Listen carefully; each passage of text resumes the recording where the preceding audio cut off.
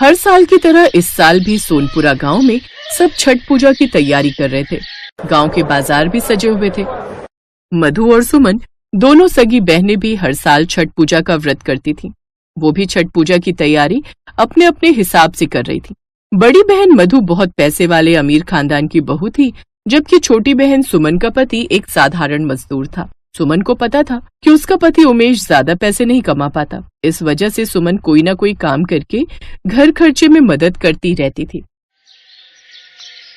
अरे सुमन, तू बांस की टोकरी बेच रही है? चल तेरे से ही खरीद लेती हूँ। तेरी थोड़ी कमाई हो जाएगी और छठ पूजा के लिए थोड़े पैसे जुड़ जाएंगे। एक काम कर, मुझे 20 टोकरी दे दे। मेरे तो वैसे भी परिवार में बहुत लोग हैं छठ पूजा का व्रत रखने के लिए। मैं अपने परिवार में सबको उपहार में दे दूंगी। तेरी सगी बहन हूँ, इस बात का तू फायदा उठा। और हाँ सुन, पैसे ज्यादा मत लगाना, मुझे सही दामों पर लगाना, कभी मुझे बहन समझकर लूट ले। नहीं नहीं दीदी, मैं तुमसे ज्यादा क्यों लूंगी? मैं सबको एक ही दाम पर दे रही हूँ, न कम न ज्यादा। हाँ ठीक है, मेरे नौकर को पकड़ा दे। रामू, ये सारी टोकरियां मेरी कार में रख दो और बाकी का सारा सामान भी हवेली लेकर चले जाओ। मैं थोड़ी देर में घर आती हूँ।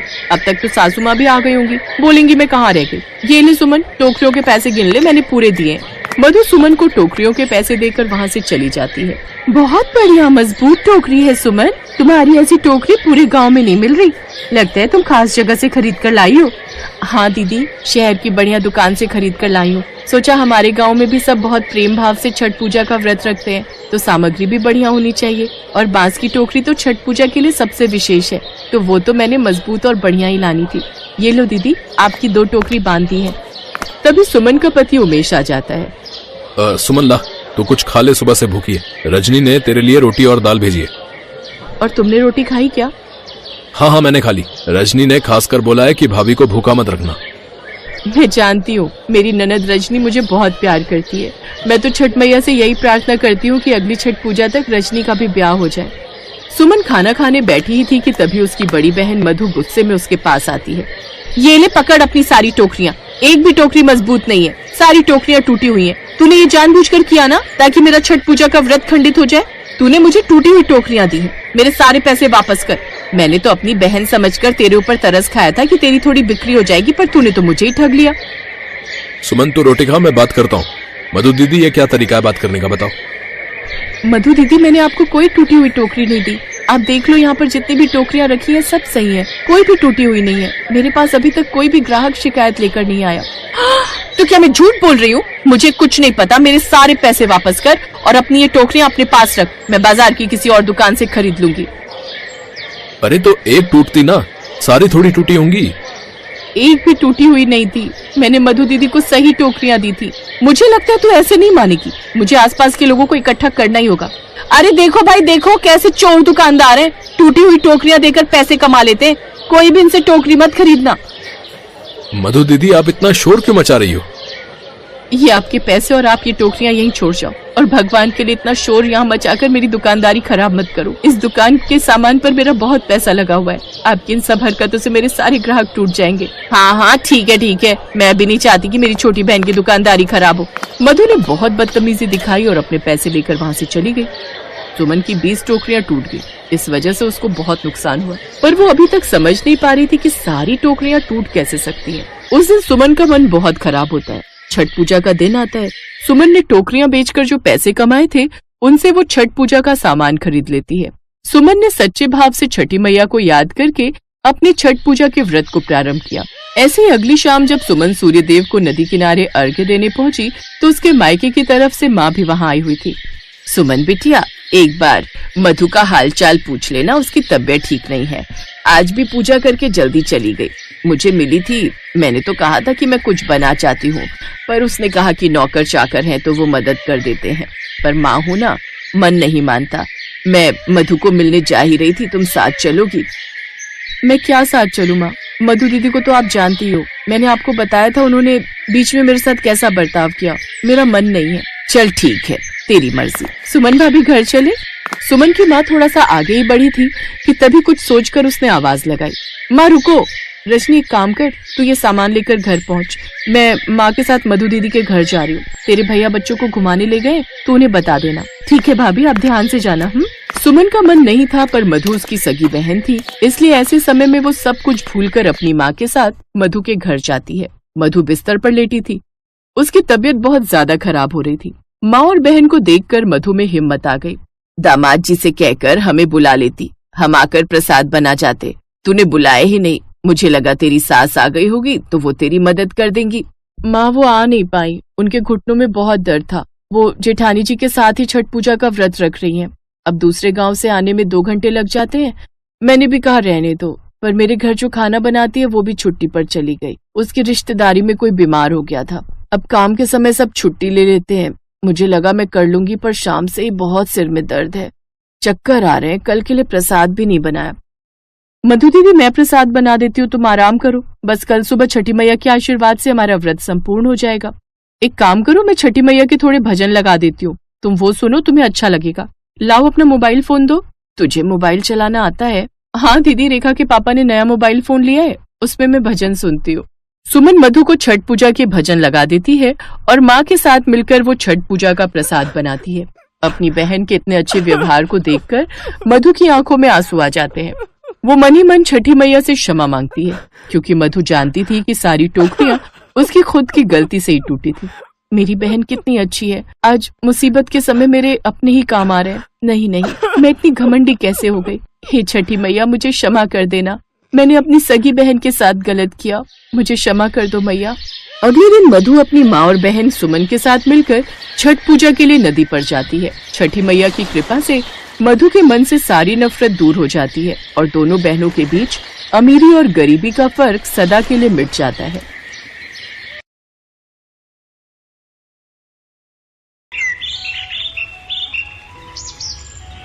यशोदा देवी के 2 बेटे थे, किशन और मदन।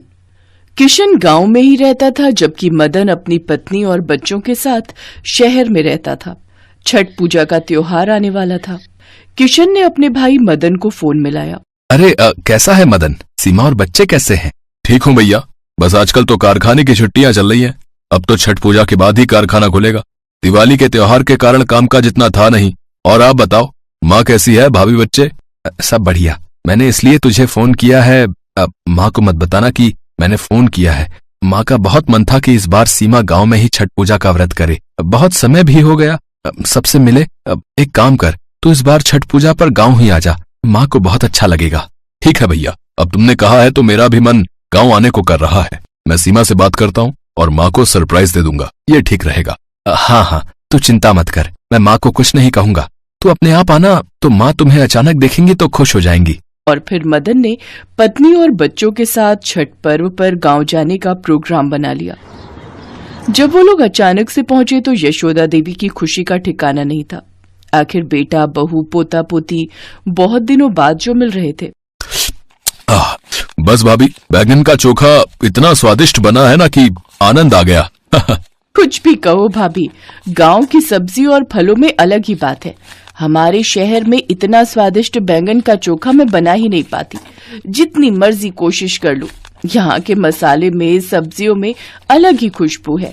नहीं नहीं, ऐसी बात नहीं है, तुम भी बहुत स्वादिष्ट बनाती हो। वो कभी कभी जब हम अपने हाथों का खाकर ऊब जाते हैं ना, तो हमें दूसरों के हाथ का भोजन अच्छा लगता है। इसी बात पर 1 रोटी और ले लो। तुम लोगों ने अचानक से आकर जो मुझे खुशी दी है ना बेटा, मैं बता नहीं सकती। दादी, मुझे गांव घूमना है। दादी, मुझे भी गांव घूमना है। अरे बच्चों, चिंता मत करो, छठ पूजा पर हम पूरा गांव घूमेंगे। नदी घाट पर जाएंगे, वहाँ मेला लगता है, खूब घूमेंगे। चलो मुन्नी बिट्टू, मैं तुम्हें अपने खिलौने दिखाती हूँ। आओ बिट्टू, मैं तुम्हें अपना बैट बॉल दिखाता हूँ। चलो, बच्चे तो खेलने में मस्त हो गए। अच्छा माँ, बता दो छठ पूजा के लिए क्या क्या सामान लाना है? मैं और मदन बाजार जा रहे हैं तो लेते आएंगे। राधा बहू, तुम बता दो एक बार क्या क्या लाना है, और सीमा बहू भी सब कुछ देख लेगी कि गांव में छठ पूजा कैसे होती है। हर साल तो शहर में ही होती है ये, इसलिए छठ पूजा इस बार गांव की भी देखो बहू। जी माँ। छठ पूजा के लिए सारा सामान आ जाता है। सीमा हैरान रह जाती है कि शहर में तो ज्यादातर सामान बना बनाए ही मंगवाया जाता था, पर यहाँ पर तो पूरे पारंपरिक तरीके से छठ पूजा के लिए एक एक चीज घर पर बनाई जा रही थी। देखो सीमा, चना दाल, कद्दू की सब्जी, ठेकुआ चावल का भात, खीर, सब कुछ घर पर बनेगा। माँ ये बांस के सूप, टोकरी, फल भी ले आए हैं। क्या हुआ सीमा, क्या देख रही हो? यही सोच रही हूँ कि यहाँ तो मुझे कितना कुछ देखने और सीखने को मिल रहा है, पर शहर में तो मैं बिल्कुल अकेली होती थी, मन ही नहीं लगता था। 3 दिन अकेले बहुत बोर हो जाती थी। कुछ भी कहो, त्योहार अपनों के साथ मिलकर जो खुशी देते हैं ना, वो खुशी अकेले नहीं मिलती। अपनी सास और जेठानी से सीमा को इतना प्यार मिलता है कि वो खुशी से भावुक हो जाती है। 3 दिन तक सीमा सबके साथ छठ पूजा के व्रत को नियम से करती रही। सुबह शाम भगवान सूर्य को अर्घ्य देने के लिए वो लोग नदी घाट पर जाते थे। व्रत के आखिरी दिन जब सब लोग सुबह के समय घाट पर पहुंचे तो सूर्य उगने की प्रतीक्षा करने लगे। पहले जब हम व्रत रखा करते थे ना बहू, तो मेरी जेठानी, देवरानी, पड़ोसन सब हम मिलकर छठ पूजा के लिए 3 बजे घाट पर आकर बैठ जाते थे। लंबी लाइन लगती थी उस समय। माँ जी, आपको फिर भूख प्यास लगती थी जब आप छठ पूजा का व्रत करते थे? नहीं बहू, पता ही नहीं चलता था। 3 दिन तैयार होना, श्रृंगार करना, भजन कीर्तन करना, दिन ऐसे ही बीत जाते थे कि भूख प्यास की सुध ही नहीं रहती थी। अच्छा, बहू बेटे शहर से आए हैं इस बार छठ मनाने के लिए? हाँ शांति बहन, बहू बेटे कहाँ हैं तुम्हारे? अरे घाट के दूसरी तरफ पूजा कर रहे हैं। मेरे से इतना चला नहीं जाता तो थक कर यहीं बैठ गई। कब आए ये लोग? नमस्ते चाची जी, हम लोग परसों आए थे। बच्चों ने कहा कि माँ चलो, तुम भी घाट पर, तो साथ आ गई। बस सूर्य देवता का इंतजार हो रहा है, वो दर्शन दे तो बहुएं पूजा कर लेंगी। हाँ, बहू भी वही इंतजार कर रही है, भीड़ भी बहुत है। चलो अच्छा है, हर बार शहर की छठ पूजा देखते हो, इस बार गांव की देख रही हो। सब लोग बातें करते रहे। सीमा को, बच्चों को गांव का माहौल बहुत अच्छा लग रहा था, पर अचानक मौसम बदल गया, तेज हवाएं चलने लगी। सब लोग वहीं खड़े रहे, कोई भी अपनी जगह से नहीं हटा। देखा सीमा, अगर शहर में ऐसा आंधी तूफान होता तो अब तक सब लोग पीछे हट गए होते। गांव में यही तो है, अगर पूजा करनी है तो पूरे विश्वास के साथ करनी। कोई भी नहीं घबराता इस आंधी तूफान से, क्योंकि यहाँ के लोगों को ऐसे मौसम को झेलने की आदत होती है। आप बिल्कुल सही कह रहे हो, सचमुच विश्वास पर ही तो दुनिया कायम है। थोड़ी देर बाद मौसम ठीक हो जाता है, सूर्य भगवान के दर्शन हो जाते हैं। सीमा अपनी जेठानी राधा के साथ पूजा के लिए सामान निकाल रही थी। अचानक उसने देखा कि सब बच्चे तो हैं, पर बिट्टू कहीं दिखाई नहीं दे रहा था। सब लोग घबरा जाते हैं। सीमा का रो रो कर बुरा हाल था। सुनो जी, बिट्टू कहाँ चला गया? घबराओ नहीं बहू, ये गांव है, यहाँ अगर कोई बच्चा खो जाता है तो कहीं नहीं जाता, किसी न किसी को मिलेगा तो वो ले आएगा। धैर्य रखो, छठी मैया से और सूर्य भगवान से प्रार्थना करो कि हमारा बिट्टू हमें मिल जाए। मदन, तू उस तरफ जा, मैं इस तरफ जाता हूँ, जरूर वो झूले के पास गया होगा। सब लोग बिट्टू को ढूंढने लगते हैं। सीमा और राधा भगवान सूर्य और छठ मैया से प्रार्थना करती हैं। तभी 2 आदमी बिट्टू को लेकर आ जाते हैं। किशन और मदन भी तब तक आ चुके थे। सब लोग बिट्टू को देखकर खुश हो जाते हैं। सीमा एकदम से बिट्टू को गोदी में ले लेती है। घबराइए नहीं बहन जी, बच्चे ने हमें बताया कि ये यशोदा जी का पोता है, तो हम लोग पहचान गए। हमें पता था आप लोग घाट पर ही होंगे। अरे किशोर, रघु, तुम दोनों? किशोर, रघु, बिट्टू तुम्हें कहाँ मिला? रघु ने और मैंने मिलकर इस बार मेले में झूला लगाया। बिट्टू हमें झूला झूलने के लिए कह रहा था, पर आसपास इसके माता पिता को देखा नहीं, तो हमें चिंता हुई। एक लड़के को खड़ा करके झूला के पास हम दोनों इसे यहाँ ले आए। जब इसने अपनी दादी का नाम यशोदा देवी बोला और अपने ताऊजी का नाम किशन बोला, तो हम पहचान गए कि ये आपके घर का ही लड़का है। आपका बहुत बहुत शुक्रिया भाई साहब। किशोर, रघु, तुम दोनों ने सचमुच आज हमारे घर के लिए जो किया है वो तारीफ के काबिल है। माताजी, ये तो हमारा फर्ज था, है? और छठ मैया और भगवान सूर्य के होते हुए बिट्टू को कैसे कुछ हो सकता था? यहाँ पर सब छठ पूजा के लिए आए हैं, इसलिए सबकी सुरक्षा रखना हमारा फर्ज है। अच्छा माताजी, अब हम चलते हैं। गांव वालों का इतना अच्छा स्वभाव देखकर सीमा हैरान रह जाती है। बिट्टू सही सलामत मिल गया। वो छठ मैया और भगवान सूर्य को धन्यवाद कहती है। भगवान सूर्य और छठ मैया के आशीर्वाद से छठ पूजा बहुत धूमधाम से संपन्न होती है। उसके बाद खुशी खुशी कुछ दिन अपने परिवार के साथ गांव में रहकर सीमा और मदन शहर लौट आते हैं। Best buddies. Hello friends, Thanks for watching this video. अगर आपको ये वीडियो पसंद आया है तो प्लीज लाइक, सब्सक्राइब, कमेंट्स करें इस वीडियो पर और हाँ, शेयर करना भी ना भूलें।